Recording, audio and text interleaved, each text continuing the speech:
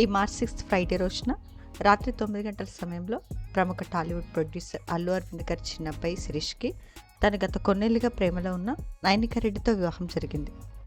హైదరాబాద్లోని ఒక ప్రైవేట్ కన్వెన్షన్లో జరిగిన ఈ పెళ్లికి ఫ్యామిలీ అలాగే బంధుమిత్రులతో పాటు పలువురు సినీ అలాగే రాజకీయ ప్రముఖులు అటెండ్ అయి నూతన వధువరులను విష్ చేశారు.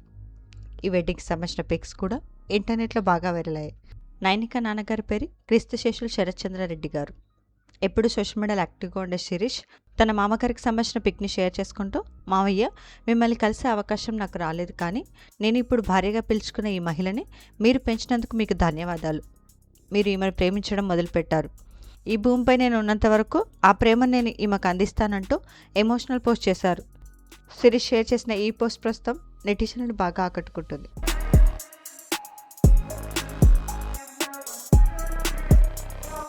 ఈ వీడియో నచ్చితే లైక్ చేసి ఇలాంటి మరిన్ని లేటెస్ట్ అప్డేట్స్ కోసం ప్రైమ్ తెలుగు ఛానల్ని సబ్స్క్రైబ్ చేసుకొని బెల్ ఐకాన్ని క్లిక్ చేయండి.